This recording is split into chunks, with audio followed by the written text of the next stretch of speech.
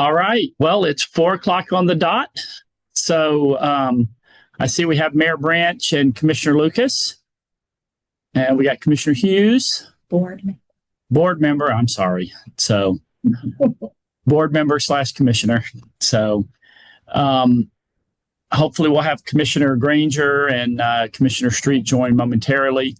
Brian is coming in.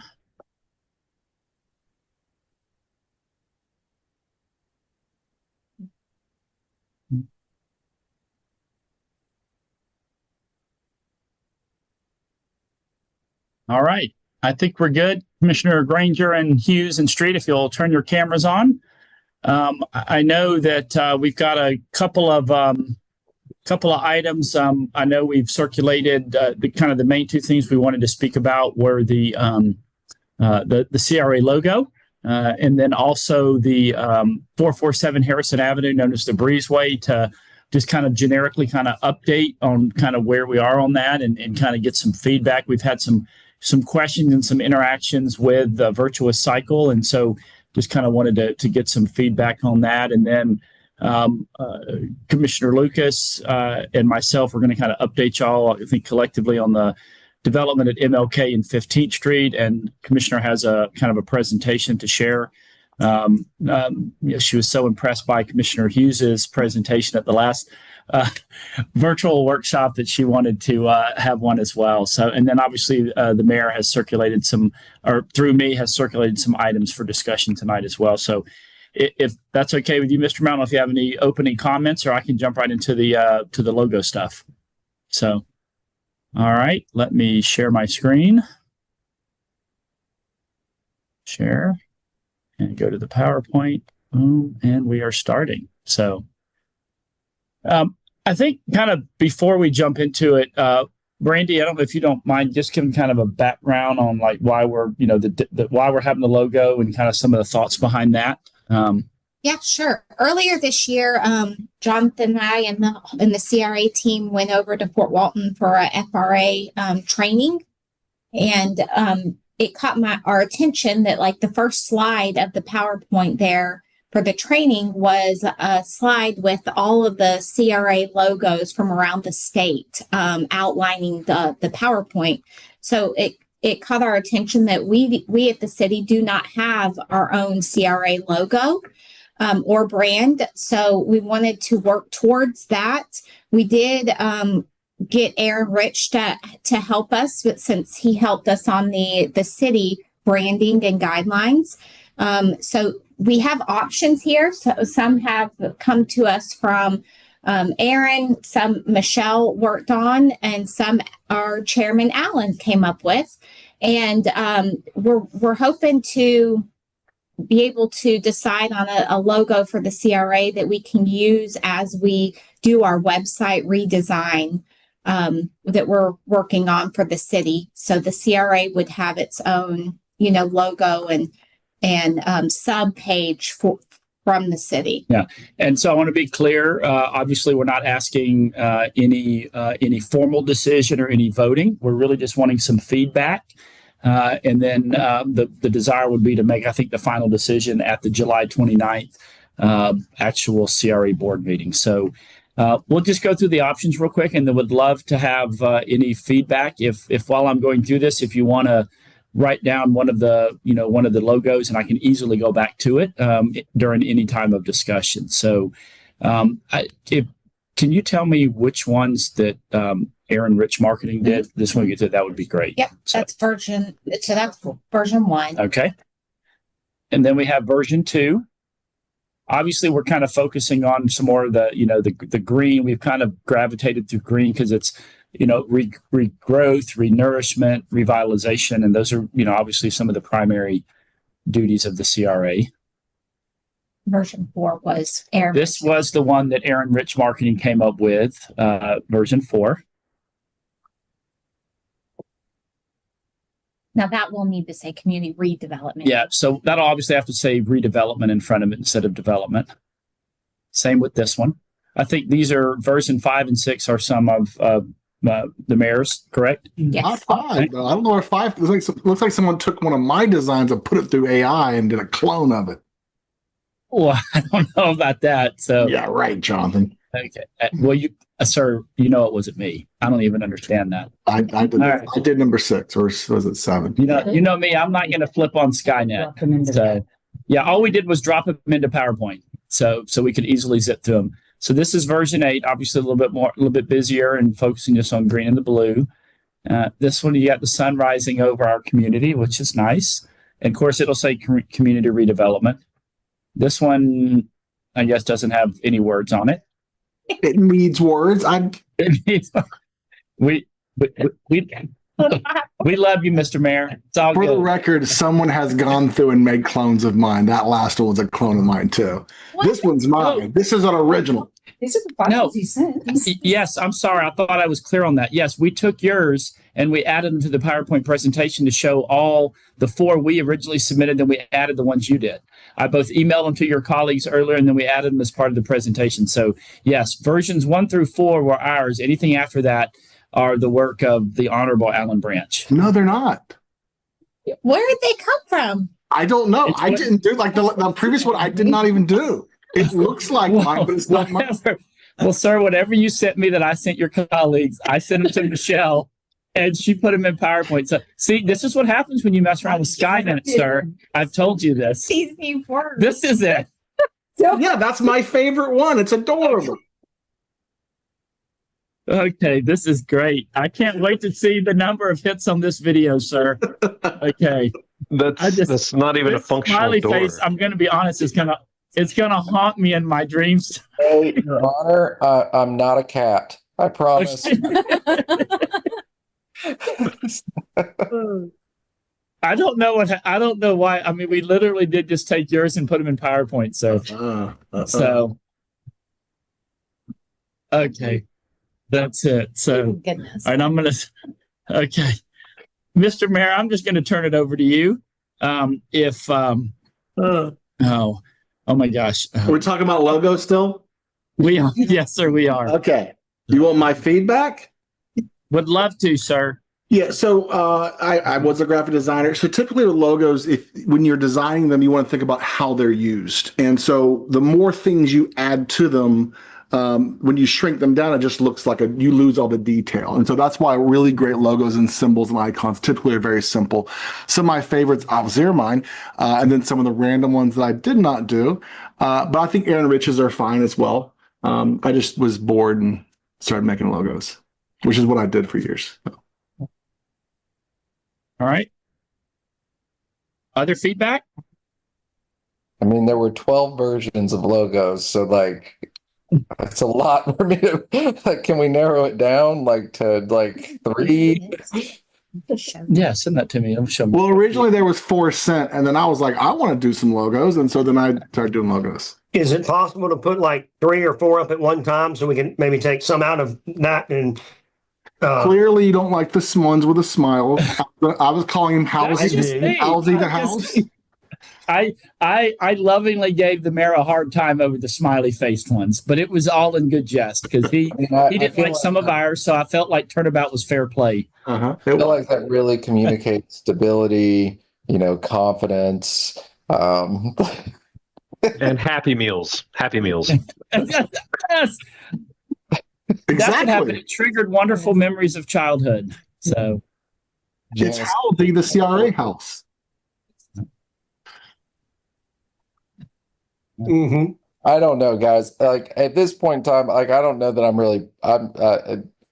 I'm good with whatever. Yeah, it doesn't really matter. Pick whatever. Like I'm good. So I defer to the So, to the in his professional wisdom. So I what do you did do if we say we want number 2? So Like, here's which one's one number 2? example. So when we did the training, this was the slide that Ms. Waldron mentioned, where you kind of look at some of the other CRAs around the state. And so this is kind of what drove our decision. So here are some of the ones around the state. And so Yeah. you see, we did kind of give options from both kind of with the round look and then obviously the playing off of the CRA as well. Yeah, honestly, from a design standpoint, the best one is Delray Beach. It's simple, it's readable. There's not 1,000 things in it and gradient. It's the cheapest to print. It's the easiest for Can't the even bleeds. find it. Where is that one? And then the Lauderhill CRA. Those are the two best ones out of those groups. I would Where are also those, say Alan? Pensacola. It's right dead in the center up top. Oh, Yeah, all okay. right, so Yeah. Okay. Yeah, and then Campus. Water Hill is kind of bottom right. Yeah. bottom right. You said Pensacola, Mr. Granger?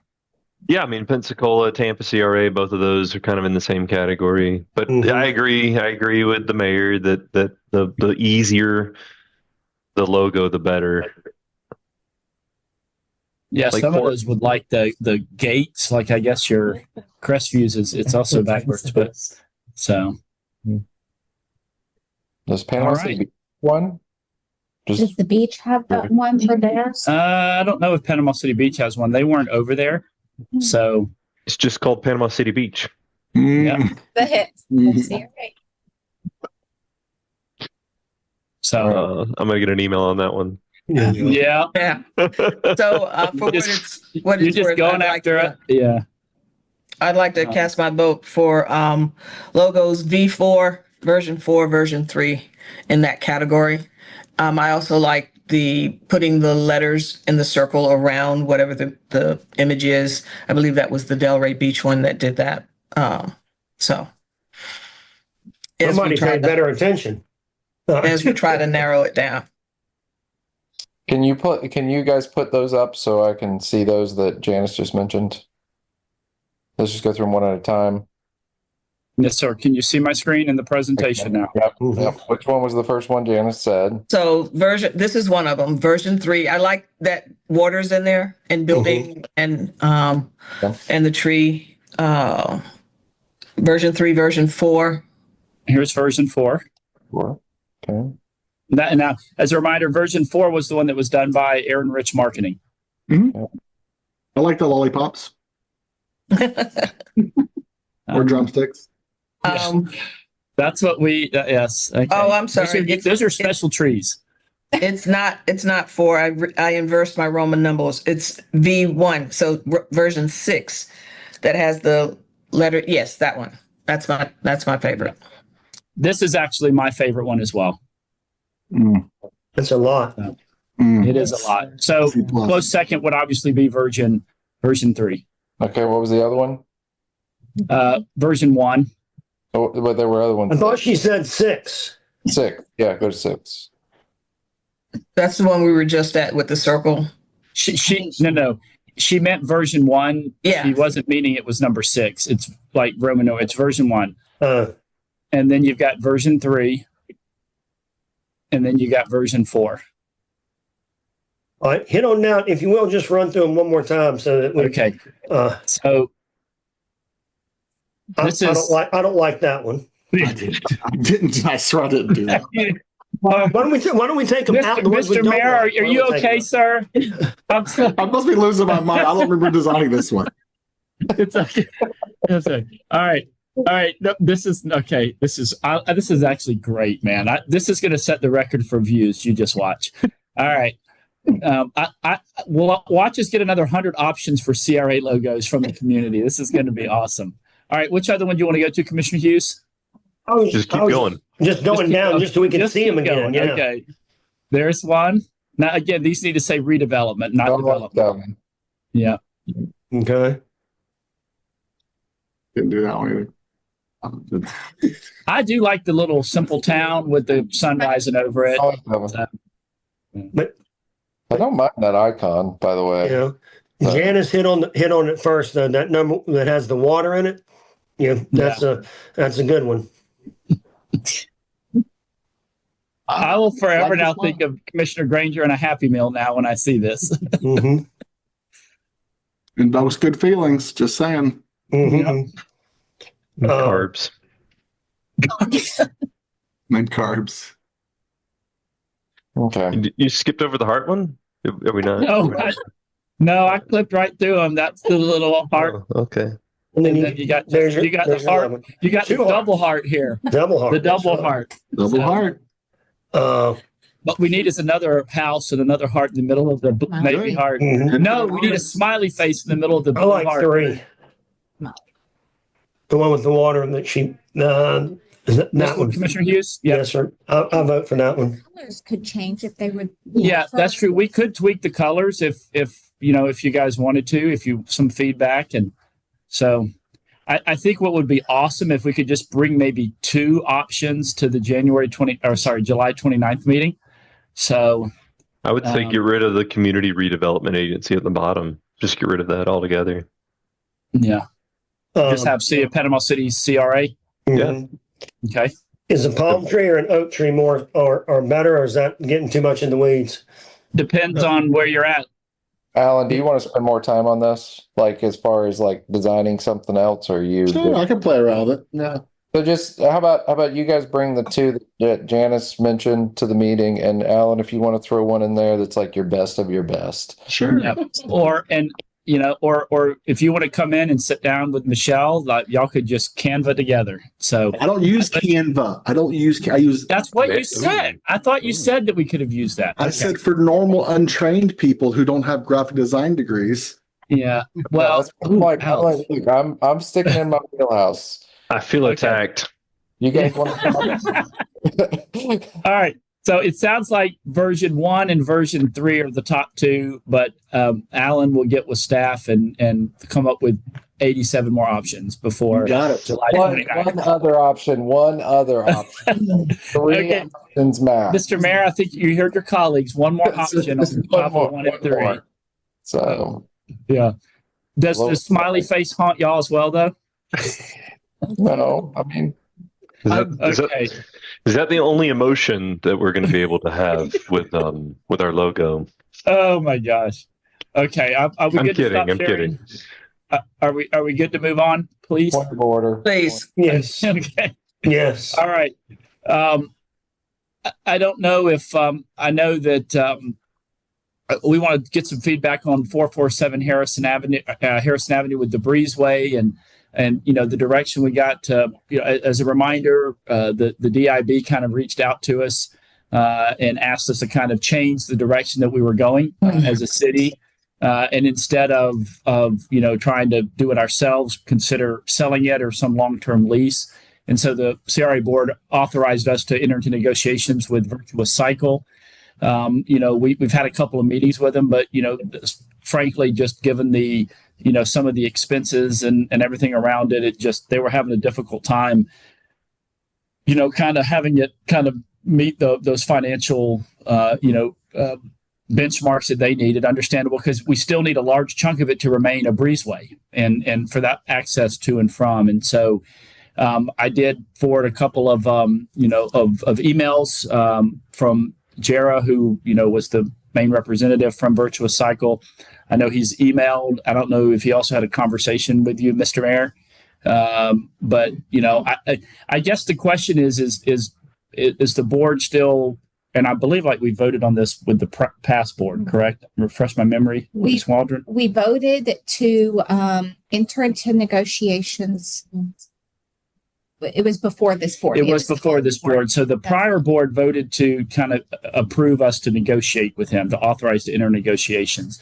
And it's a fair question by Jared that there's a new board now. And so the question from both, the potential partner with the city and city staff is, what would this board be comfortable with? I mean, do we still want to move in that direction where we look for a kind of a partner, or look at outright selling it, a more long-term lease, or putting it back in our plan to fix it up? I will hopefully, and I'm happy to put up on the screen if that's helpful, but some of the general concepts that they've presented. I think I'll do that just for the benefit of the public real quick. So To point out, whatever email you forwarded us, Jonathan, the attachment did not come through. So Okay. there's no images associated with it. I can see the blank space where it's supposed to be, but I can't see the image. I apologize. I did that from my iPad, sir. So that might have been the challenge. So let me just go back into my inbox from him. 1 second. I'll have those up, sir. Can you refresh my memory on what the path we had decided? Because we discussed a lot of things on this breezeway. Go ahead, Breen. Okay. All right. So this actually went before the city in your capacity as city commission, because this property is the city's, and the project, the breezeway project, was a CRA project. So the CRA was on the path and did design, Florida Architects did a design for the CRA to do a project here at this 447 Harrison, to turn it into, to have some leasable space, but to still maintain that breezeway. It was going to have public restrooms in it, and it did not have a lift, though. It was not going to be ADA compliant in the rear. But that was completely designed and paid for by the CRA. And the plan was to put $500,000 in the downtown CRA budget to be able to construct and do those plans. When we reached about 90% of design, we received a letter from the DIB recommending that the CRA forego that project and instead solicit for a developer to come in and partner with the city to do a public-private partnership on this space rather than the CRA use CRA dollars on this project. So at the time, we took that to the city commission, since this is a city property, where you guys authorized staff to solicit for proposals. We did, and we received 2 proposals, and we evaluated. We had a committee to and put forth JERA's virtuous cycle proposal is the one that was ultimately put forth to the commission to enter into negotiations. And so we had put the CRA project on hold, pending, what the outcome of our negotiations are. So when we went into this, it was to not spend any more CRA dollars on this project. However, once we're in discussions with the group, they're telling us that, they're needing some public contribution to this project to make the numbers work. And so that's why we're back here, to talk to the CRA board. If y'all would do what? How much did they ask for? Well, they said that there's a gap. The project that they proposed to us, which Jonathan has on the screen, they're saying is estimated to cost around 1.2 million. Yeah. How much? I think the current gap is 800,000 is what he put in his email today. Do they want to give them $800,000? We use the raise They're hand not asking for feature. 800. They're not asking for it. They're just saying if we want them to do what they proposed here, which originally in their proposal, you may remember, they were wanting to purchase this property from us at a nominal fee. There was never a fee thrown out there. So they wanted to purchase the property. We talked to them about doing, maybe a long-term lease, or they could purchase the property, but we would maintain a permanent easement through there for the breezeway. But if we want them to do the $1.2 million project here, there is a gap of 800,000. But they could reduce the scope, or we could say that they don't have to do a public restroom, or Or sell the property at a reduced price with some type of payment plan. well, I think that 1.2 is just to construct this. Yeah. That would not include paying us anything for the property. So I think, Mr. Mayor, I see some hands getting raised. Were you trying to talk, Mr. Mayor? Yeah, there was I think some confusion between staff who has left the city and the virtuous cycle folks that there was going to be an injection of cash, which was not my understanding, but was the understanding of the developer. To me, the contribution is the building, and go figure out how you make the numbers work. Right. And so I think they were under the impression they're going to get a big cash injection and the building, and they're going to come out with this beautiful, spectacular plan. And it's spectacular. But I can't make these numbers justify in my own project, or I can't make this level of development work in my own projects. And so I'm not in favor for any cash injection. I think there's a simpler way to do this whole entire project, keeping it one story with a ramp or a chairlift, with restrooms, because the restrooms, whatever you build there is going to have restrooms, and you just making them open to the public serves two purposes. Now the question is who maintains them, and whether they maintain or we maintain them. But I'm not for any sort of cash injection for someone else's project to help their big dream, because I can't afford the big dream, and I've been putting money in this downtown for 10 years now, so I don't think it's really fair. Yeah, and that they were very open about that's the challenge here, is that they're in order for them to make any money off of this is the leasable space. And they're just, when we told them, we have to maintain that breezeway easement. And once you do that, and we were even open to making it where, not as wide, so that to give them more leasable space, just to try to help make their numbers work. Commissioner Hughes, I see your hand is up, sir. So I have a question. Alan, wasn't there a conversation at the DIB meeting once about having like an incubator kind of spots in there, plus the restroom? Is that right? Yeah, Catherine Schwartz is really spearheading that idea. A year and a half ago, the DIB, her concern was the city was going to take it over and have to inject a whole bunch of cash into the project and blah, blah, blah. But we're back to the same conversation of the city, injecting cash. And so if the DIB wanted to make a run at it and say, we're going to handle it with our money, they have like $230,000 in cash sitting there in their account, I would be up for that too. Them maintaining it, meeting the standards that we want, and the public amenities that we want, I'm fine with that as well. Well, I would, when the walkway got made, I was talking to the police, and they were like, we ought to lock it up at night.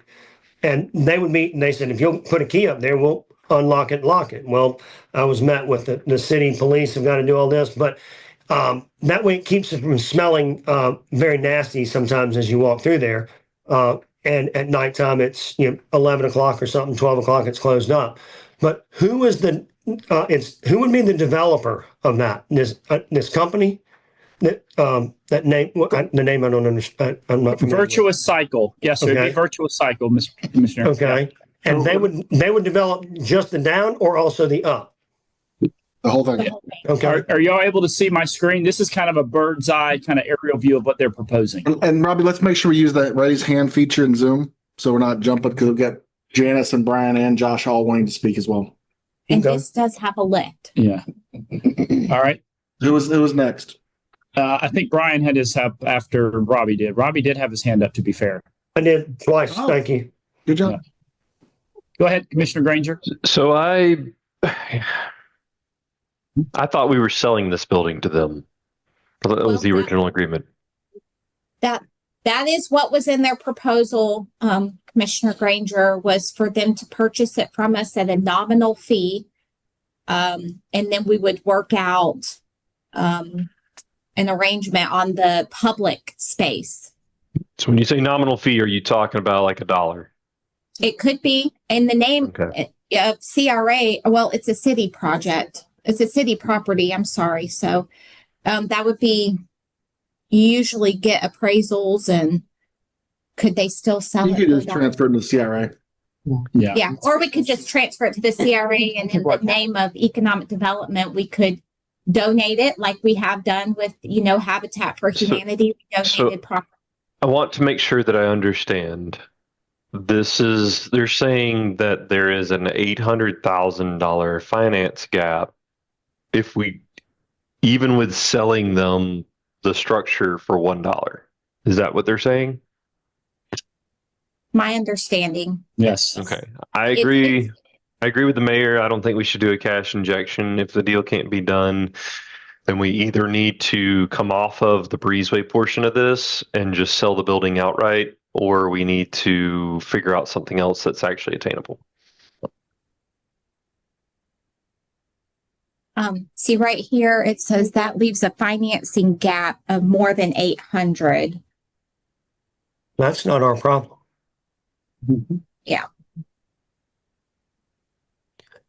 To Alan's point, if you can't do it on a napkin, right, Alan? Let's see. I think Commissioner Lucas has her hand up. Yes, can you, okay, yes, I'm unmuted. If we move forward without being able to work through this current situation with Virtuous Cycle, what's the appetite for looking at this as a naming kind of commercial event where, say, a corporation wants to name the Breezeway and their return value for investing in it, in addition to whatever they do with the retail space, is the advertisement. Just floating an idea, spitballing. That's a pretty cool idea.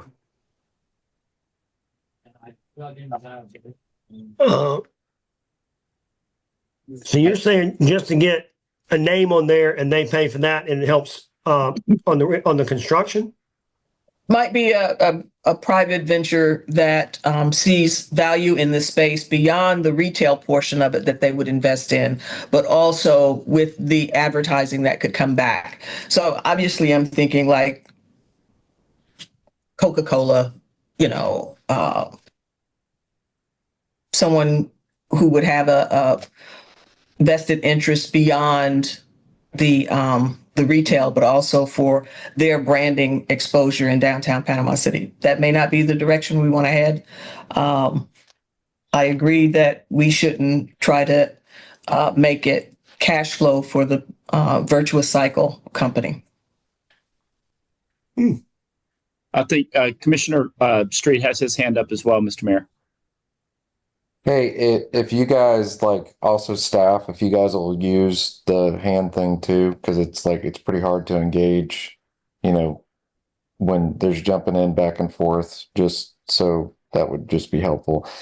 My impression is that when we had this meeting, so I specifically asked them and their representatives, did they have their finance plan together? They said they did. They were purchasing the property. I think they had allocated 300 something thousand. So now to be at 800,000, what I would encourage you guys to do in your RFPs before you're bringing them to us is what a lot of times, and I'm not saying that's who this is or what they do, but there are groups that go and shop RFPs with cities and then try to pull down additional capital to make the numbers work. And they need to have a financial pro forma because there were other respondents to this RFP that have now gone and done other things that we can't engage with now. My first recommendation would be go to the next RFP respondent, start working with them in concept to see if we can't come to an agreement on something like that. If not, I would just go back out to RFP. I mean, downtown's got we're further along with streetscaping. There's a lot of other things that were in play when this RFP went out. The risk has now been mitigated with streetscapes being done. The Martin Theater investment is on the way. We might get a better thing. But what I will tell you is these questions were asked in that meeting, specifically hey, do you have your financial picture in order to be this far off in a number? I mean, basically it's like a 50-50 match. That tells me there's something wasn't clear, because if we would have known that on the front side, we would have never wasted everybody's time getting to this point. That's at least from my perspective. But when I ask a question hey, is the financing in the picture? That doesn't mean you got to have a bank letter there, but you should definitely be more in the ballpark than 50%. That's why I was asking, what is the amount? And from the email that you sent, Jonathan, the amount is between 500 and 750,000 to cover the cost. So I don't know what to say, but I think we kind of need to just move in a different direction. And if the next RFP respondent is no longer available, just go to re-advertise. So. Yes, sir, Mr. Hayes. Yep. So I just would say when we confirmed it, we did not put anything in the RFP that would indicate that the city was making any type of contribution. So I think that kind of came out at the end. Other than the land. Other than the potential land, the property, but like as far as any cash inflow. So all right. I think I've heard all I think I really need to hear. I think at this point, if we're good with that, we'll move on to MLK and 15th and Board Member Lucas's presentation, if that's okay. All right. All right, so I put some thoughts together in a PowerPoint following the example of my esteemed colleague of Ward 1 City Commissioner, Board Member Hughes. So I just wanted to bring us all up to speed on how we got to where we are today in considering the Sankofa proposal. This vision for a grocery store at MLK and 15th Street really is a 20-year vision. In 2004, we presented a proposal to the Downtown Improvement Board. At that time was sitting as the CRA board, and it was a vision plan that had been drafted with a 24-member steering committee and of folk from the community, and in that was a grocery store project at the intersection of MLK and 15th. There was another cultural district plan that the CRA did a few years later that also engaged the community heavily. Fast forward past Hurricane Michael, and we're at the Dover Coal plan, which is the plan that we are following, and that is the one that the Sankofa group modeled their proposal after. If you'll go ahead to the next two slides. I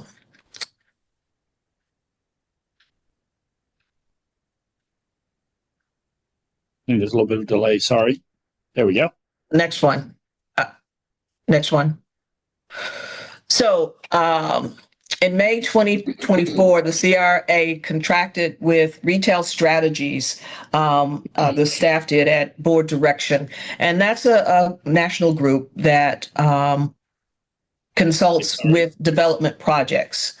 So we asked them specifically to help with the MLK project, MLK at 15th Street, and with the mall project.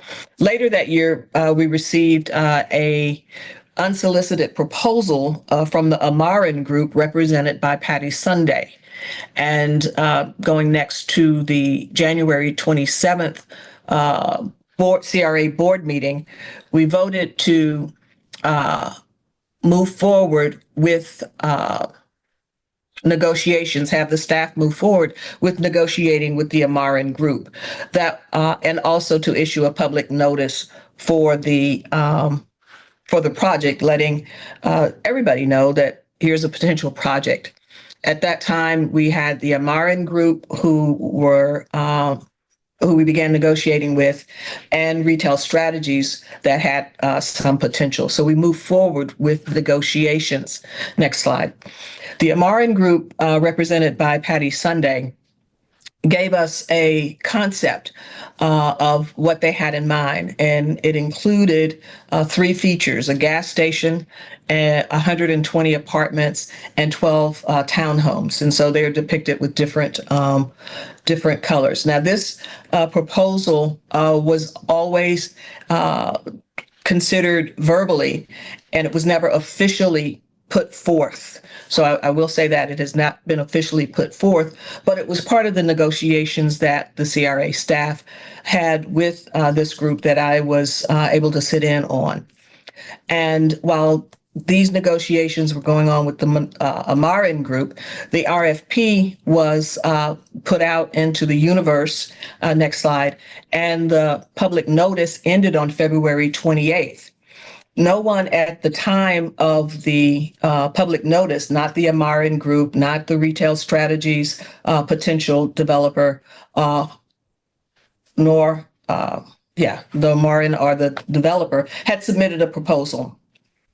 CRA staff receives a proposal from Sankofa Group.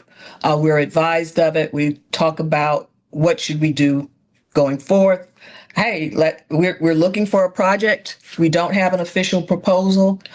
We have negotiations that included leading with a gas station first, and it was not followed with the full written proposal.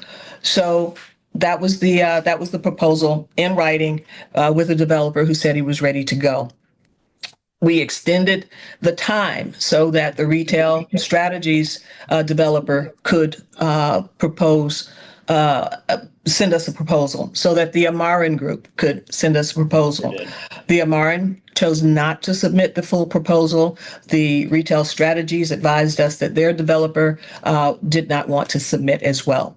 So on April 15, next slide, the CRA board entertained the Sankofa proposal, which was for a full-service grocer, 62 rental apartments, 20 townhomes. And the CRA voted 5-0 at that meeting to begin negotiations with Sankofa. Their representative, Mr. Pedro Gazant, came and presented the proposal, answered the questions from the community that was present there that evening, and agreed to come back while we were negotiating the potential contract and meet with the community. Next slide. That occurred on June 5th, where he met with about 60 plus members of the community and CRA staff and and city staff. That was held at the community center. Concerns raised by some was the affordability of the apartments, and he gave a range of $1,100 to $1,300. There are those who think that's not affordable. The developer's background, he was questioned about, has he done this before, and so forth. He answered that. There were questions about homeowner support. What kinds of programs would be available for homeowners. And he said it was premature at that time to answer those kinds of questions, but that he would work to make the project affordable. He also said when he initially submitted the proposal, he thought it was a market driven project, and has learned since in our negotiations that affordability is important, and he's working with the CRA staff to make that happen. The majority of the folk in the audience that evening left with a positive, let's go forward, kind of lights going off in the room. Let's go forward with the project. There was support. The next slide. We have received in writing those who are opposed to the project. Rob Rosner, who is a member of the Amarin Group team of consultants, who had initially sent a letter supporting the Amarin Group proposal, which included the 140 apartments, the townhomes, and a gas station. Then on May 4th, sent a letter negating the Sankofa proposal, asking that we not consider it at this time. Last week, Patty Sunday, again, the representative for the Amarin Group, presented at the community meeting, the Glenwood Revitalization Project meeting, that this project, the Sankofa project, could lead to gentrification and several other concerns, and urged this community members to say to us, rebid this project. It's not where we are, where we'd like to be. But where we are now, next slide, is that we've had biweekly meetings with the Sankofa Group. We have emphasized with them the need for the project to include additional business retail, ideally a business incubator. And he's listening and working on expanding the concept, and we're looking to get a response back from that. Additionally, we're working, CRA staff is working to make available the incentives that are already in place, the TIF and others that have already been approved. As we work on finalizing the agreement, it's near completion. We continue to focus on equity, policy, and the community input, which we have not overlooked. Next slide. So, colleagues, I'd just like to tell you that I support the Sankofa project. This redevelopment project has been in the making for 20 years. This is a solid proposal that is tangible and viable.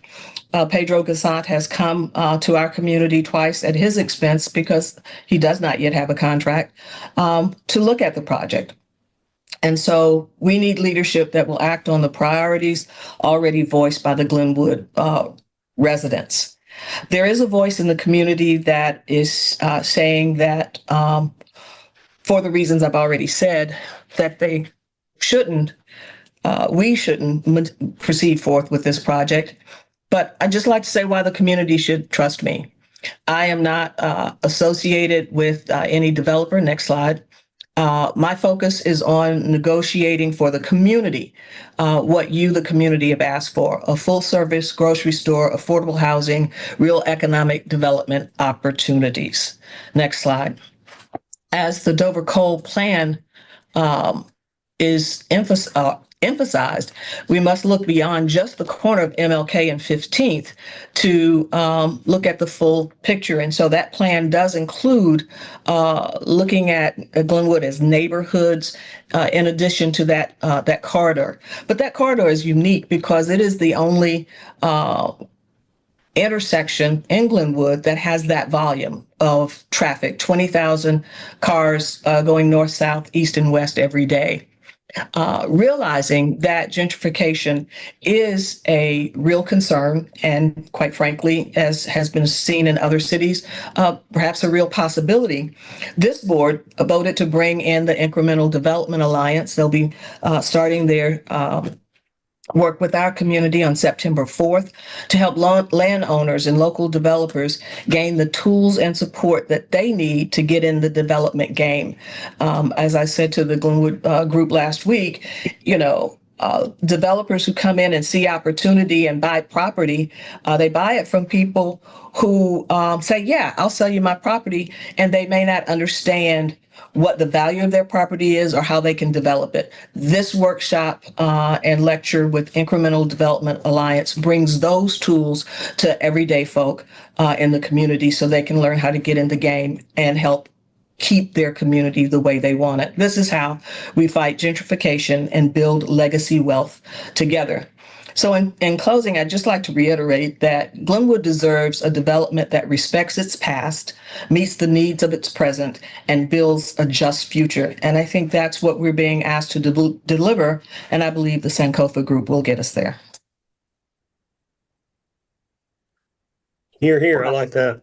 Yeah, I want to add a couple things. One of the things that I like about the current design that I've seen, and we're not bound to they're not bound to that design, but what I do love is that it gives the neighborhood the ability to walk or ride their bike into the area. The sort of other end of the spectrum that I think we should avoid is a development. If you think about Publix on 23rd Street, it's a great grocery store, but no one lives behind it, walks to it. You have to drive to it. It's not inviting via pedestrian and bike. And then density. One of the reasons, once MLK was expanded, it stripped the commerce out, and Glenwood is really a giant neighborhood now. And the pushback, I received the email today, I hope Jonathan shared my reply. What some of the pushback we're giving to the public now is we don't want apartments, we want single family homes. Glenwood has the opportunity to have a ton of single family homes. It's mostly single family home platting. And there's a ton of vacant lots. So I would hate to take a corner that could be an urban, semi-dense neighborhood style commerce area that there's nothing like that in the area, and add more platting single family homes that it already has. It has a ton of it already. These retailers need density. This space too has the opportunity. You have these 2 points of the MLK Rec Center and this potential product of being almost like third spaces for the community. Doesn't have a place where they go and go, oh, hey, how's it going? And you see your neighbors. Like there's no, Millville has that 3rd Street, right? Which is the potential to have a main street. The main street of MLK was MLK that got ripped apart. St. Andrews has Beck Avenue. There's no, and that's why that's my key point with what I want to see in that development is the ability to have a gathering place of commerce where people are seeing each other, that invites the neighborhood in, and some density. I'm not talking about 30-story buildings, but some light density that'll give grocers a little more, give them the numbers that they need to succeed. So Yes, Josh Street. You're on mute, Josh. Thank you, Janice. So yeah, I would echo what Alan said. I mean, I think that as we look forward to the project, look, I've been a part of watching multiple failures on this specific corner.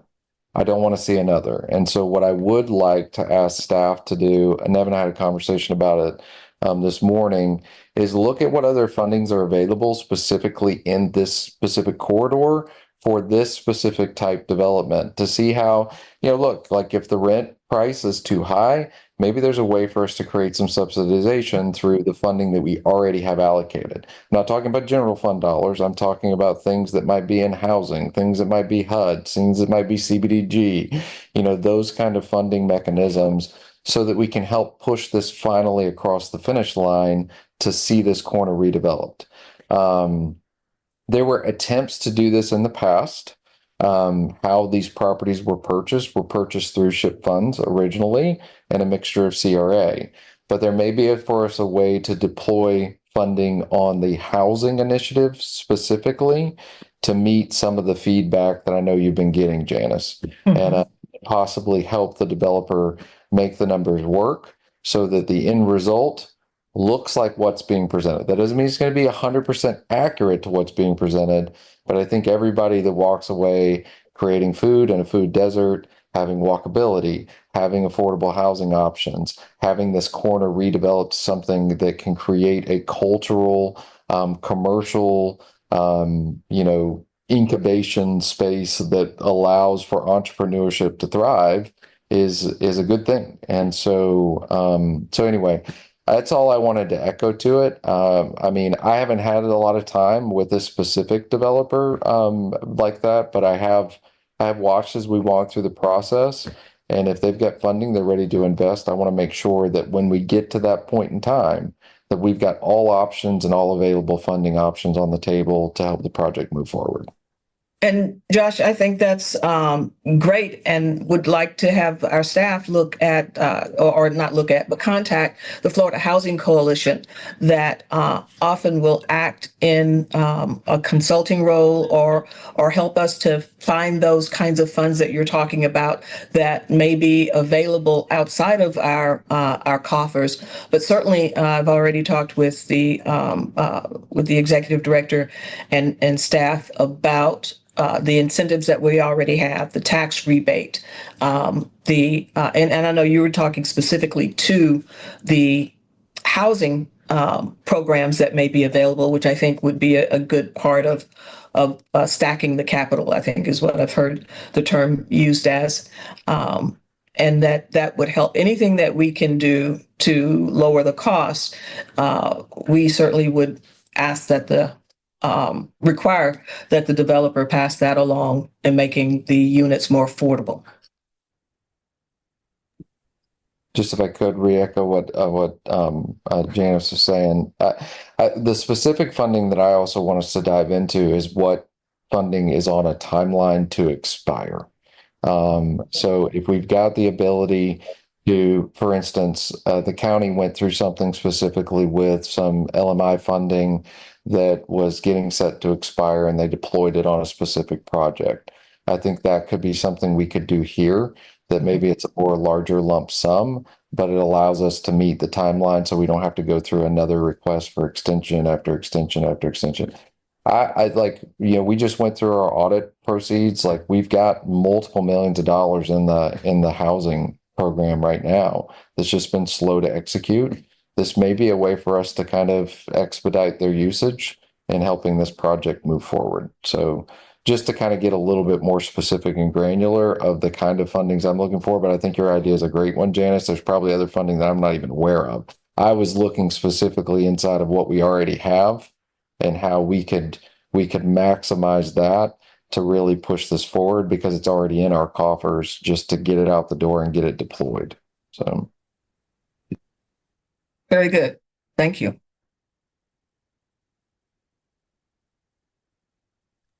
All right. Next. So I don't believe staff. I think that's kind of all that we were kind of putting forward. So I don't know if y'all want to take a time of just kind of open forum. I do got know stuff. we've kind of haphazardly kind of been scheduling these. So I don't know if y'all want to do one virtual workshop a month for the CRA or use one of the other two time slots, since we do one the first and third of first and third Monday of every month at 5:30 p.m. If we just want to do both CRA and city during that, if you want to do a standalone CRA virtual workshop. If that's the case, I would suggest the third Wednesday, which is today. Doesn't matter to me, but I have things to talk about. Can we keep it at 4 o'clock though? I would like that. Yes. Thank you. Or Virtuals are way easier to attend and participate in. Right. And we accidentally moved the commission one to 5:30, so yeah. probably need to mess with that one. I think my question is, do we need a third workshop? That's what I'm asking. Do we need a third virtual workshop every month, or is two enough? First and I third love Mondays? these. So if I remember correctly, my motion was not to change the virtual workshop times. It was only to change the in-person meeting times. That's correct. So we're meeting at 4, and that's what we want to do for virtual workshops. I agree with that. So let's do it. If there's something that we need to discuss for CRA, maybe we could add it to that third Wednesday prior, so we have it prior to the CRA meeting. But if there's nothing we want to put forth, there's certainly always something we want to talk about that we will have the opportunity to bring to that third Wednesday. It doesn't matter to me. Should we just push that conversation of how many meetings we want to have to email? So this is more debate conversation style. That's more scheduling and easy. I don't really care. As many times we need to. I got stuff to present. Can I present now? Hey, can I hit one thing really quick, Alan, before you get into it? Yes, you can. The one thing I've been having staff look at the way that we handle Panama City Arts and the museum, and that being in the CRA for us versus Panama City Arts being out of it. One of the things that we'll talk about going through the budget process is, does it make sense to have a facility and a MOU and these things inside of that, or would this be better served under quality of life? Just like how Panama City Arts is. That's basically that. Not asking for the same money as Panama City Arts. What I'm just saying is, like, from an administration standpoint, what I've been talking with Michelle about and several others is like, hey, this is kind of a one-off that we're dealing with this MOU inside of the CRA. We're on the board for both. It just makes sense to me that they operate the same way. So anyway, that was it. Okay.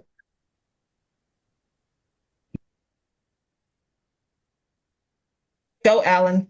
Oh, okay. I was waiting for that. That's it. That was all. That's all I had. That was quick. I was like waiting for the big crescendo. Okay, so two things. Outdoor seating. I'm going to show this screen.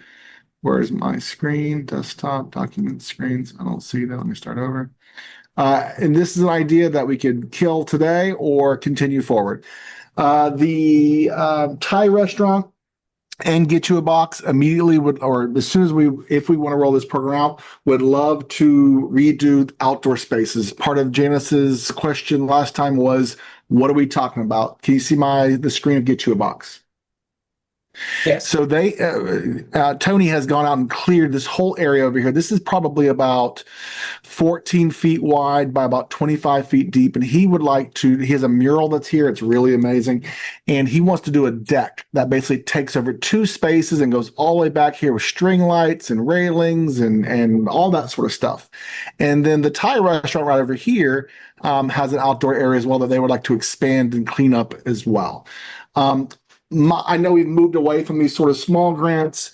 I think we can do this super easy, roll it out real quick, help these two folks improve their seating, and then close up and potentially reopen it later. I think these programs can go dormant and reopen them, maybe even as MLK or 3rd Street in Millville needs.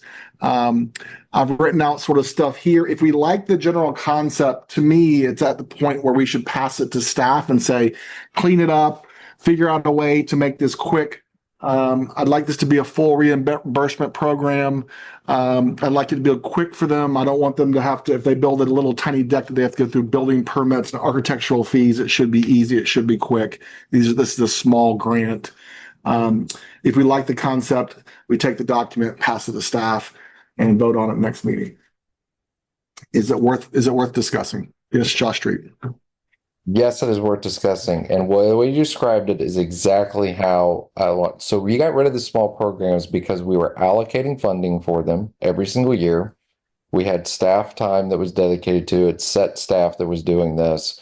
We should be handling these as one-offs. When great ideas come, we fund the great ideas. We don't have to create a program and complexity that goes on in perpetuity to do this. And so both of those items that you listed, think it's great. I would vote yes. And I would vote yes even more so if it wasn't a program. Yeah, and just piggybacking on that, and Joy, correct me if I'm wrong. I mean, it's nice having programs. It means there's a process. It means there's an invitation to other people. But CRAs can literally just write a check if they want to. They don't have the rules. And if Joy wants to clarify that, she can. But that's my understanding of CRAs is a program is great, but we are not bound by having to create programs every time we want to do every single thing.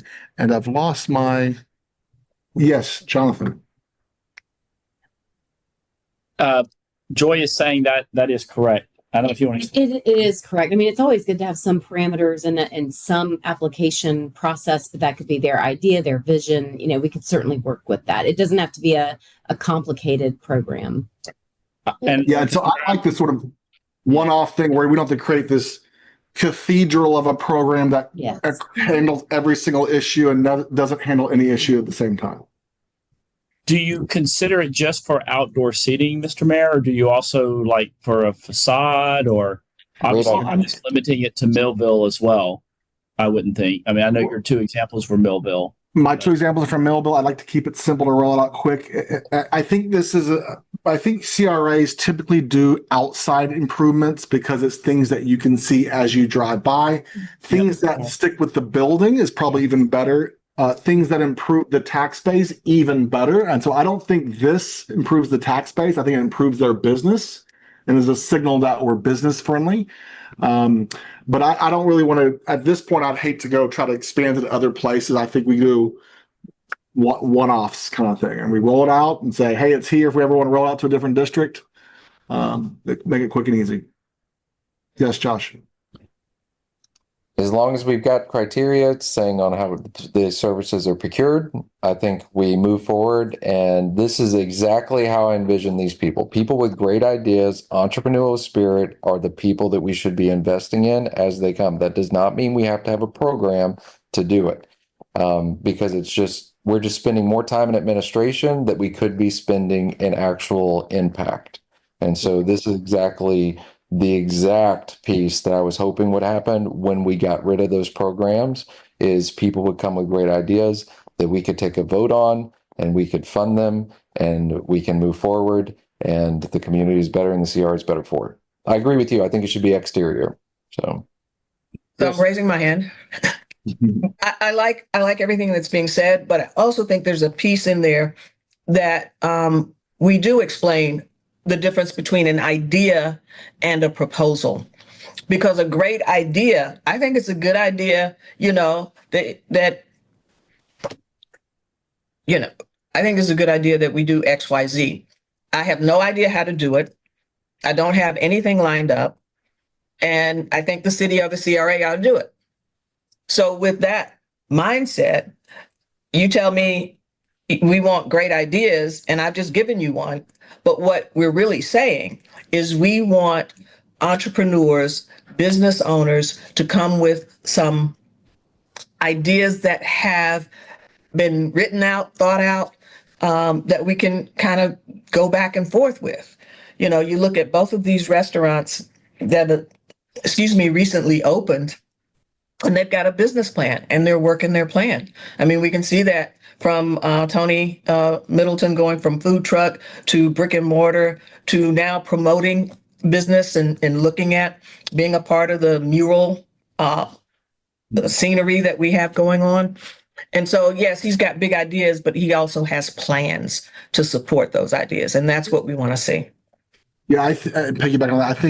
I think Tony is one of the biggest sparks we have in that area. He is the best success story of self-funded, figuring it out, food truck. I mean, my goodness, local guy doing what's right in his community. I mean, just, oh man. And I think the sort of the way I look at all these grants and even the difference in this and potentially P3s, the one on Harrison is, I don't think government's job is to make your project work. It's about adding rocket boosters to what you're already doing and can accomplish. And I think that's a little bit different. Like, I wouldn't be in favor for building out someone's entire restaurant for them. But if they need a deck or something that will help them increase revenue and look better and be more inviting, I think that's part of what the CRA is supposed to do. So, yeah. And I would add to that, for the common good. You know, there's the private investment, but businesses are good for the common good. I mean, we're talking about a grocery store at MLK and 15th Street. We need to go buy groceries and we don't want to travel 12 miles round trip to do that. Great. So even though it's private, it's in the public good, for the common good. And that's what your proposal is that you're bringing to us for the outside support for these restaurants. any other discussion? I'd like to make a motion. I'm just kidding. Okay, so I'll And the just send food's really staff. good. I'll send staff this document. They can iterate on it and come back to us for feedback or to vote on it whenever they want, or sooner than later. Next item I have is I did another draft, which I believe Jonathan has distributed to everybody. Again, this could be a program that we kind of cover every use case and we just wind ourselves into a 500-page document. And I'm really trying not to do that. I think we have, I believe, 3 letters of intent for properties at MLK. I'm expecting one for North Palo Alto on Monday from Schwartz Gainer. And so I basically took this my goal is this. I think that we could go, and I'm in favor of us getting a real estate agent on a rotation of real estate agents to help us with things. But we could go put every piece of property we have on the market and get top dollar for it. And that may or may not do anything in the community. My goal is to have people build buildings. We need buying property, buying it from us. Yeah, we might sell a lot for 20 grand. Great. We're going to probably spend 5 grand selling the lot for 20 grand of just staff time. And so my goal is to get people properties who are going to do something with the proper paperwork where we get the property back and they get their money back if they don't build something. But I want buildings. And so the scoring criteria that I kind of am just making up, trying to figure out how to incentivize people from the community doing good things. This is all up for changing it. I'd love for you guys to do your own homework on it and change the numbers. But I think if you're building something in that area or from the area, I mean, if Tony wanted to build something, that's one of the biggest success stories we have in this community, in my opinion. And so I don't think we go sell these things market rate and trust that the purchaser does something with it. I would rather almost be giving these properties away to get things going in those neighborhoods. We need action because action breeds confidence and confidence breeds investment. And so this was me again doing another revision of ways to kind of, you basically, we could go pull appraisal. So here's the thing, let's say there's a lot that, it's worth, let's say we go get an appraisal. We pay 2 grand, 3 grand, we wait 60 days. We get the appraisal back. It's worth 20 grand. We paid 2 grand for it. To me, we get a real estate agent to pull some comps. The comps is what we use to appraise to set a value of the property. We have a scoring matrix that brings the price down to a price that makes sense in that neighborhood for someone to then invest. I would go a step further and say there should be a scoring on reducing permitting and impact fees. I want this to be appetizing to people, not a land grab for people who have money. That's what I want. And so that's the discussion I'd like to have is how do we get these properties? People are already asking for them, wanting to do good things with them, but get them to a price that makes sense that they and we strongly encourage them through the contract to get something built within a couple of years. Yes, sir, Josh Street. Unmute yourself. Okay. So I got to read through your criteria. Two things I'll give just some feedback with, because this was my first glance and obviously I didn't have very long to go through it. Every time we add a box on for a scoring criteria, it's going to come up with backup documentation and it's going to come with another complexity that's with that. So one of the things that I've been looking at for specifically on these lots that the city has owned for 20 years, 25 years, some of them owned for 30 years, I would divide them into two categories. One is on commercial and things that could be used in mixed use development, specifically towards commercial, and other ones that are more single family homes or things like that. So that would be first one split. These properties were purchased, some with SHIP funds, some were purchased with other funds, and each one of those funding categories comes with a restriction. But almost all of them allow for affordable housing initiatives. So one of the things you guys will see from me in about the next 90 days, I'm hoping, as we work through this in our staff conversations, in looking at how do we get more affordable housing quicker, is that we would actually take these lots, the city would go ahead and subdivide to the smallest lot size that's possible. Now, I'm not talking about in the commercial districts. I'm talking about in the neighborhoods. It's clearly a single family home. We would go ahead and split them down to the minimum lot size so that we can maximize how many lots we have that are developable. And then we would make it very simple. There is a affordable housing requirement that has already been pre-done by SHIP and by HUD. There's a certain requirement that comes with that. And then there is a requirement to construct within a certain amount of time. We would just give the lot, like no cost whatsoever. So either it's done by lottery or it's done by proposal, whatever it is. But we have got so much property. We literally have more property than any other municipality our size in the state. And if we don't start getting this stuff activated, we're going to continue to see more slum and blight and not activation, because we're literally asking people to invest in a vacant lot that the city owns right beside it. So I would put them in two categories. I think probably the commercial stuff needs to be proposal based, but these single family homes lots, if builders are willing to build within a certain price range of what's considered affordable, then we should just get these off of our books and get them activated. And we don't care whether we make money on it. We want to see affordable housing in our city. So Definitely. Okay, so couple things. If we can all agree not to use the value that's on the property appraiser site, that'll make me really happy. Because that's not the value. And I agree with Josh on commercial, that needs to happen. But if we had some sort of I guess RFP or RFQ for some realtors to be on, kind of a rotational basis to get some comps. They'd probably like to work to get paid like an appraiser. But I think, Josh, you said something about that on the mixed use, what we would say would be allowable. We already have that in our code. So are we going to further restrict what would be allowable in the mixed use? Is that what you're saying? no, I think Tony's a good example of it. They already own a lot that's beside it. That probably makes sense for us to get a proposal on somebody that would combine. No, maybe it's not Tony. I think it's Anthony's thing. So they've got a lot. City's got a loan beside it. It's on MLK Boulevard. Like, it's perfectly reasonable to me to rank that user higher than someone else because they're a neighboring property and they're going to do a larger commercial development. That makes a lot of sense. Okay.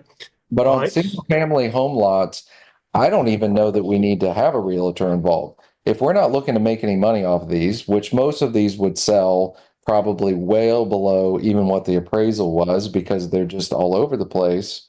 But what I would say is if we get them down to the smallest lot size, that's going to reduce the land cost. It's going to give us a bank of probably, 40, 50, single family home lots we can make available for builders immediately.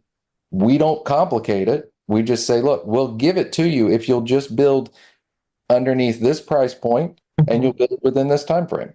Okay, And so let's, if you'll build underneath this price point. So right now, lots in Glenwood, I'm looking at the range from 22 to 32,000 in sales in the sale price. So there's real numbers there. And if we gave that lot to a builder, they're ahead by that much, so it makes it affordable. If they buy it, the best you're probably going to be able to do is about $250,000 on 1,100 square foot home. And I know that because I'm trying to do that and make it affordable.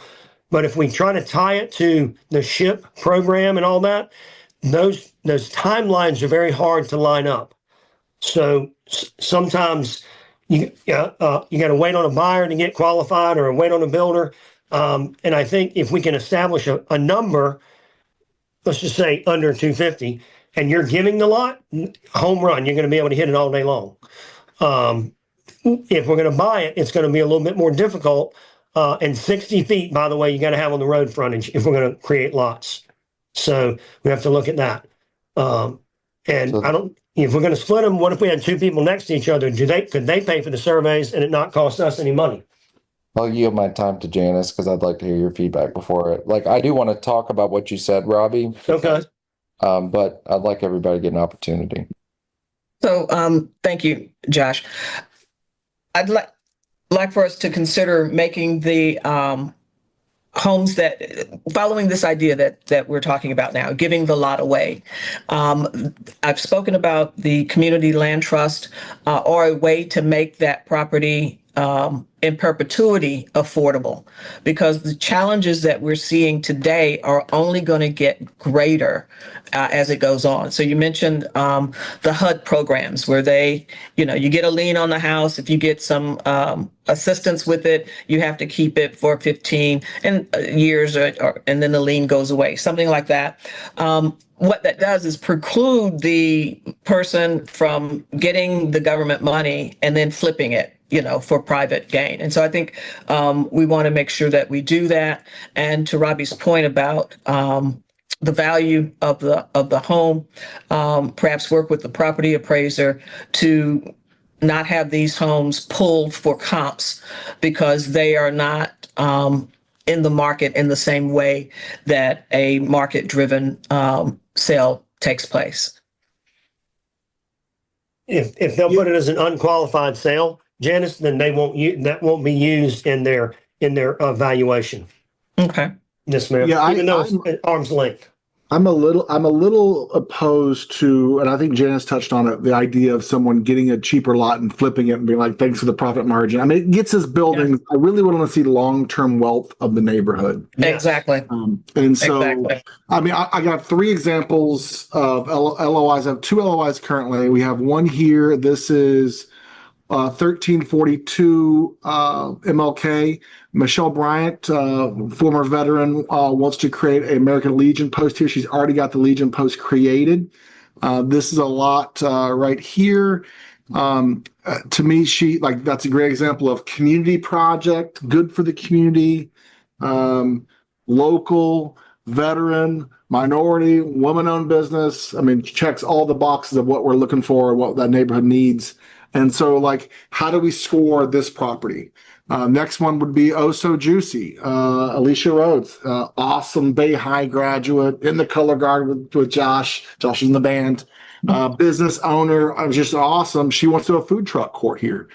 Both of these also might potentially have some parking issues. They might have to park at MLK, so they're going to need some variance of whatever they build there, more than likely. But those are 2 LOIs that we have.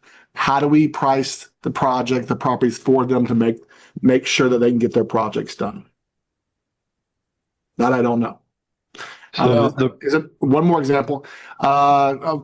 Schwartz Gaynor, Bay High graduate, grew up, I believe, in this house with his grandmother, Miss Thicklin. He's purchased this lot with his wife. His business is Glenwood Home Builders. Hometown guy, loves Glenwood enough to put it in his name of his business. Building his dream home here, wants to buy the lot next door. He bought the lot over here for $22,000. How do we price this lot where he can go build something and build wealth for himself? He's from the neighborhood. You can't get much more from the neighborhood. Right? So those are 3 examples. How do we price those? I think the challenge and so I've been dealing with this for 4 years, and you know, it's always been frustrating to me to watch vacant property that we can never seem to get off of our plate and into the hands of an entrepreneur. And just like what we saw in MLK and 15th, you know, every time we use these outside forces of funding, whether it be with SHIP, CBDG, HUD, you name these things, all of a sudden it puts this restriction on it in perpetuity. So that one example that you just gave there, Alan, if I had to guess, if that's been purchased with SHIP, it's going to have to be dedicated to, unless he wants to build an affordable housing for a primary homeowner, like the city won't be able to sell that without reimbursing the SHIP program. Now, we could set it at the price that's just full reimbursement, like, hey, you pay what we paid for it and everybody's good, plus closing costs, or we're not in that. But a lot of these properties, what's made it complex is this crazy amount of different types of funding that got used on them, and it's created a bunch of deed restrictions. That's why one of the things that I said, like, hey, if you go to the Nexus, because I'm a big Nexus guy, affordable housing on almost every single piece of funding that's been used to purchase any of these is an eligible criteria. If you start adding other layers to it, now you're going to start like, okay, does this qualify for this programming, this program? We spent literally 2 years of title research, multiple budget years and funding stuff to free the MLK and 15th from the restrictions that were placed on it. So, so as we go through this, it's important to remember that, hey, you know, there's going to be a nexus of we can go fast or we can go very intentional in it. Now we can go fast and intentional and get like maybe one thing accomplished, or we can go slow and intentional and we can be more nuanced with that. And you know, I don't really mind. I just want to make sure that we're understanding, like, we've got more property than any other municipality in the state, and most of it's inside of these residential lots. You know, it would be great to see affordable housing come to fruition, actual fruition, in the near future, as it's a huge need in our community. And so anyway, that's all I would make. That's my final comment. Yes, James. So I've got a question that's been posed. How would the incremental development possibly work with the Spark program? So I just want to put that placeholder there so we can go back to that. But I think what we have here is the political will in this group of people to actually move affordable housing forward in a real time way with the time that we have. And that is absolutely wonderful and great. And so I echo, Josh, your sentiments that you just expressed. And you know, let's figure out how to get it done so that we can explore, not explore, but enjoy that Glenwood Renaissance I've been talking about for 2 years. Yes, Robbie.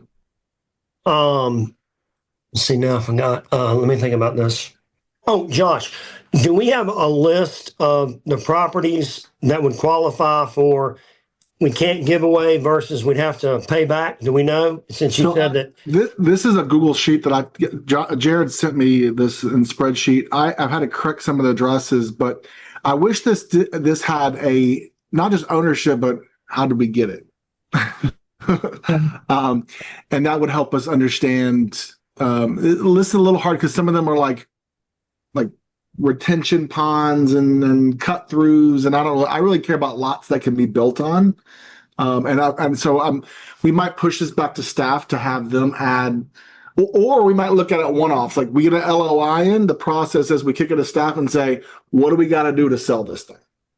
And they go, So there's something I have with legal being worked on. I mean, there is another, now maybe this is not in this document, but I know we've done some research on making sure that we've got everything categorized in the funding that it was spent in. I know we at least did that on MLK.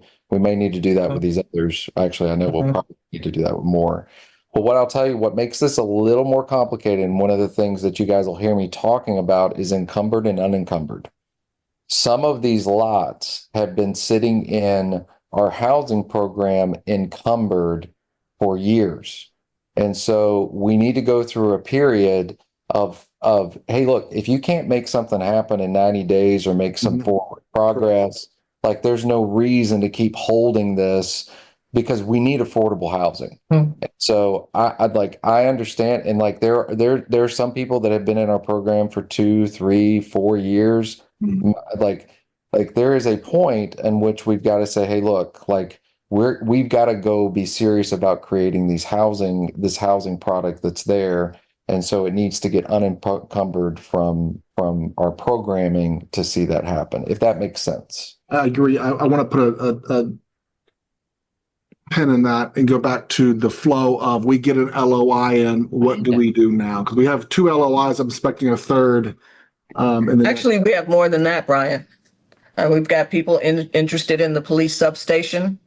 And there's at least one other, I can't think of the address of where it is right now. Yes. I'm sorry. Yes, Jonathan? Yeah.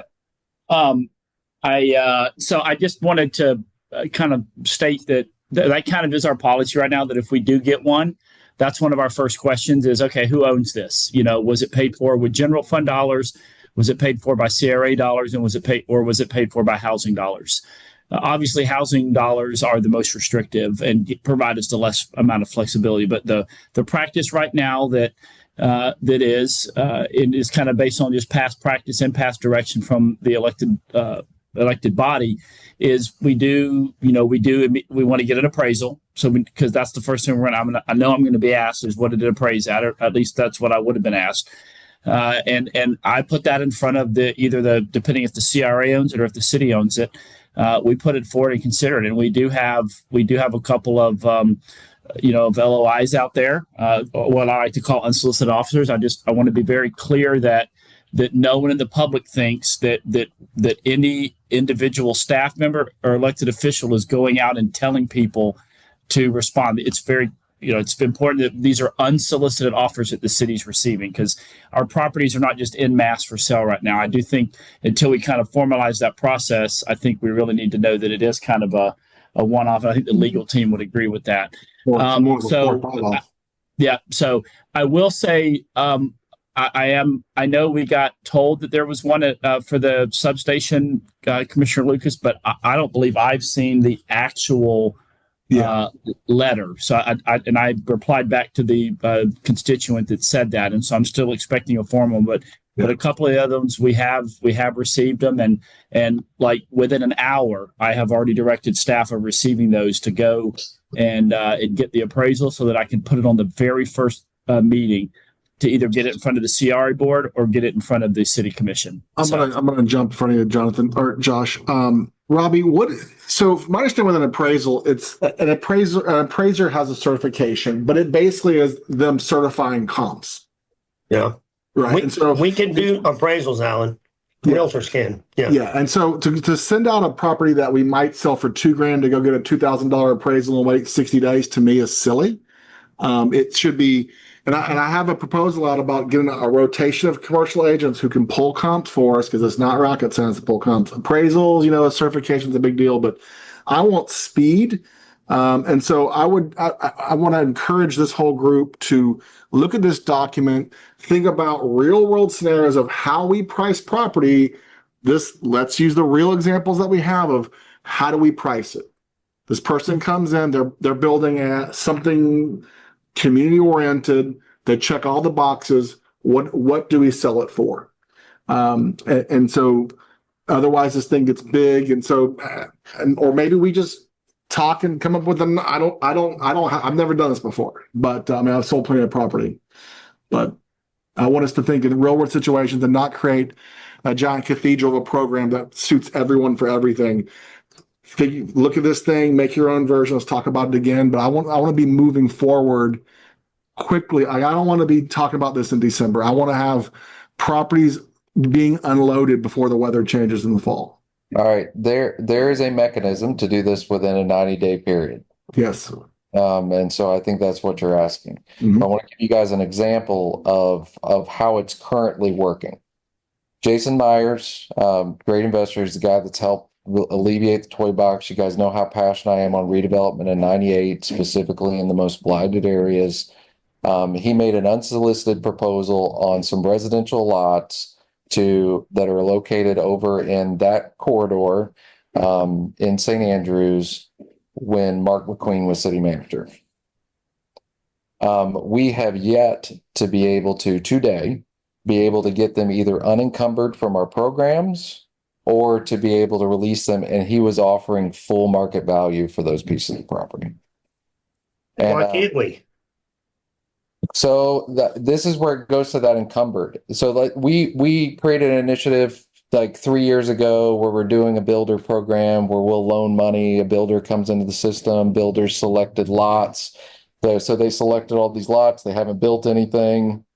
And so it's set on those programs. Or, you know, hey, we had somebody coming in for down payment assistance. They went through, they selected this lot 3 years ago. They still haven't been able to get their financing, and the housing cost has escalated so much that their income bracket won't allow a house to be built that's in that specific price range. So I can go through, I mean, there's like 5 or 6 different programs that get layered over these pieces. What I believe needs to happen is we need to do an internal review of our land and our encumbered funding to see if there is a better way to deploy this. That could be done within a 90-day period.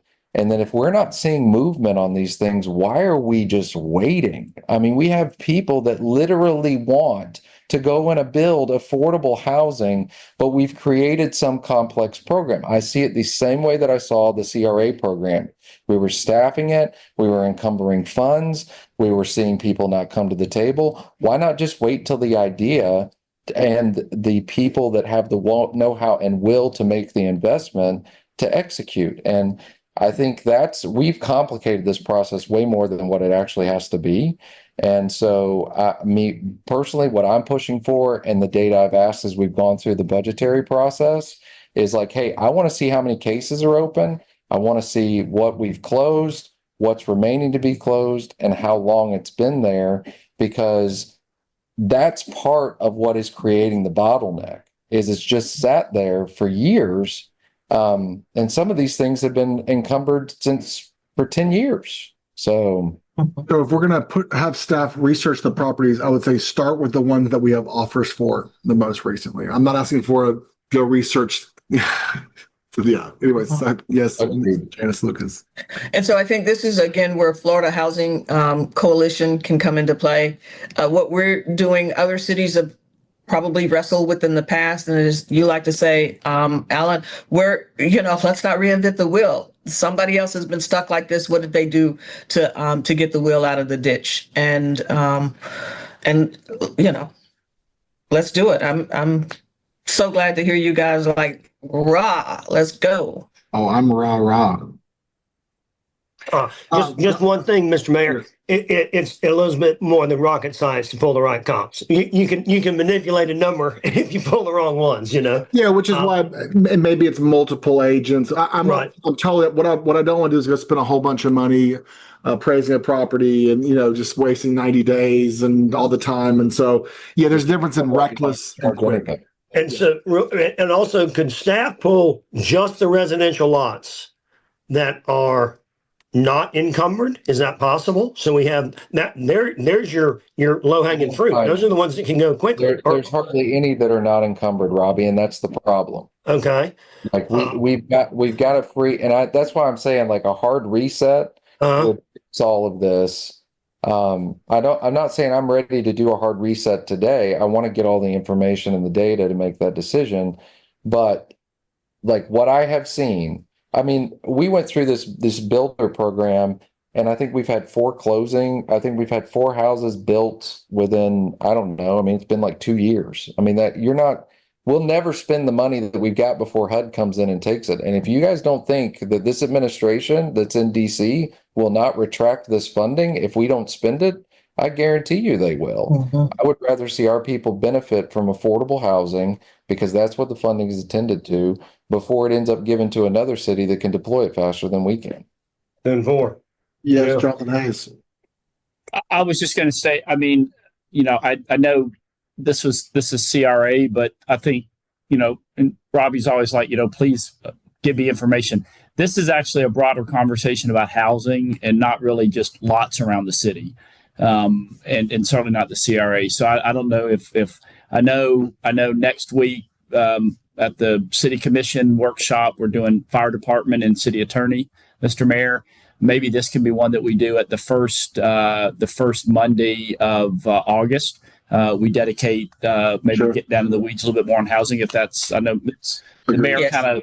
we kind of work together, kind of pencil in what we're going to talk about at these workshops. So just a suggestion, Mr. Mayor. Okay, but between now and then, can we look at the LOIs that we have on these 2 commercial lots on MLK to see what we can do if we're encumbered with those, to see if we can't move forward with 2 of them? So I'm sorry if I wasn't clear. Yes, I'm already doing that. And because that's kind of the standard practice is, and until happy to take different direction in actual meeting in the future. But right now the practice is I quickly get an appraisal.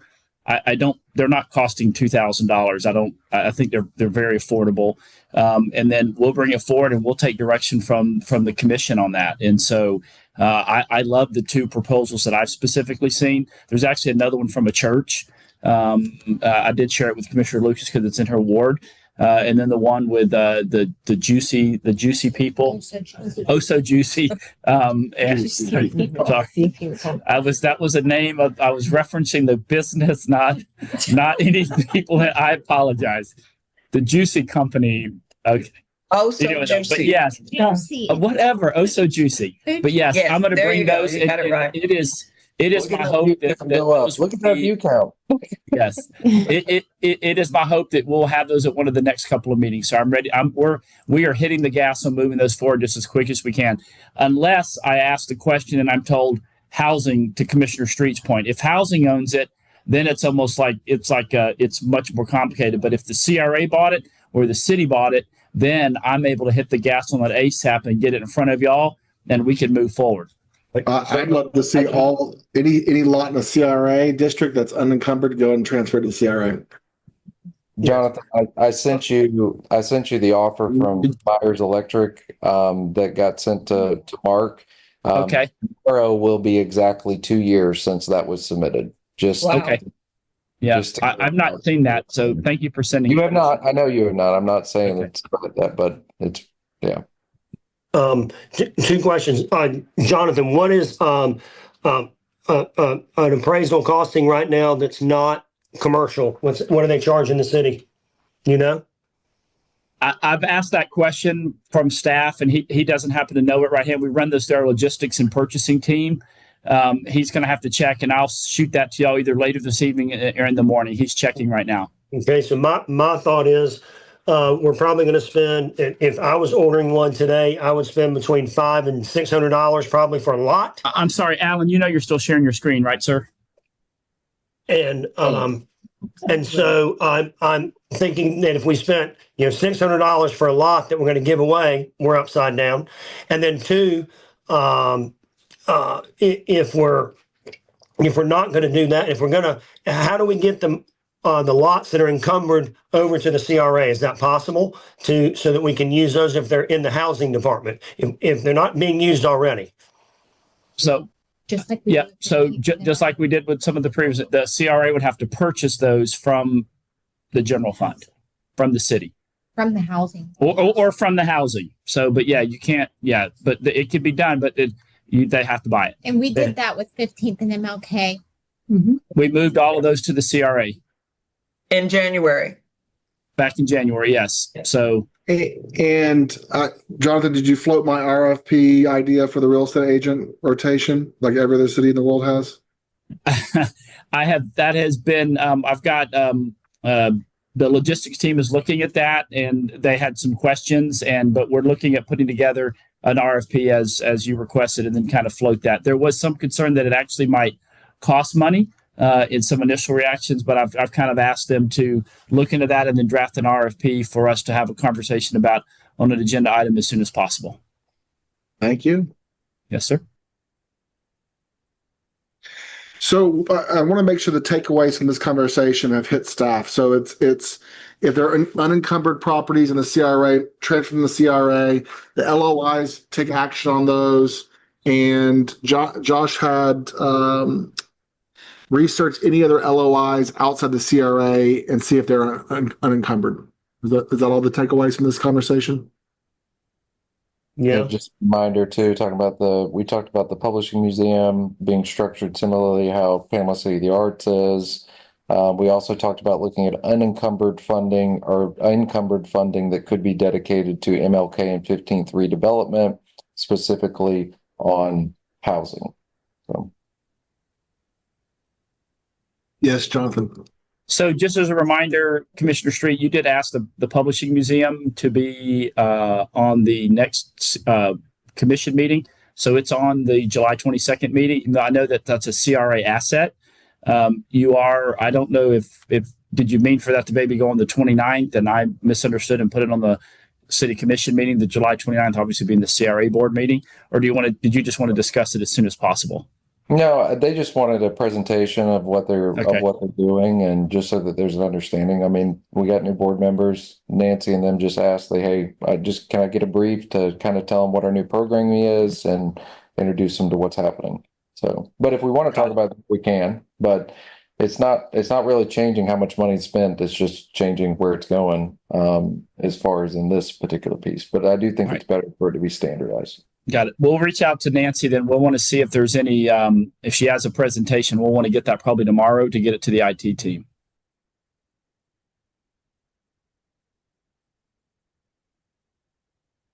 Any other discussion? Anyone got anything else? No, sir.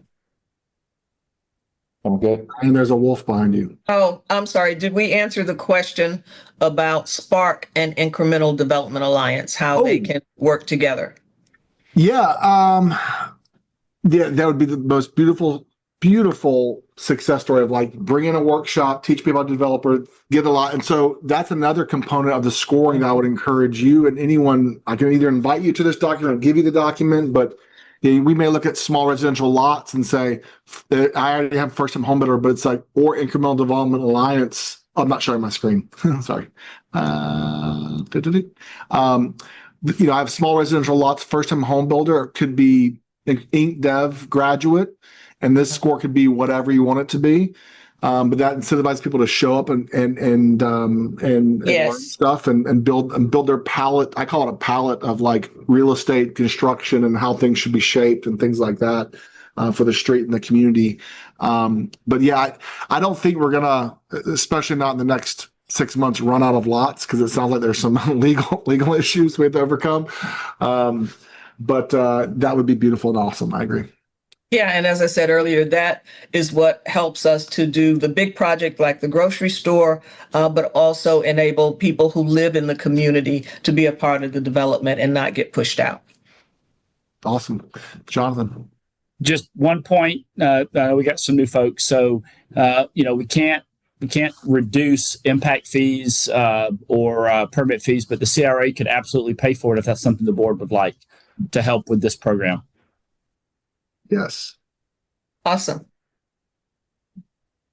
Yeah, and so adding to that again, Janice, if you want to look at this, you may have triggers of like first time home builder. There's certain qualifications for getting all those incentives. So just be thinking about real world situations of how do we make this even more appetizing for the neighborhood to build it back for themselves.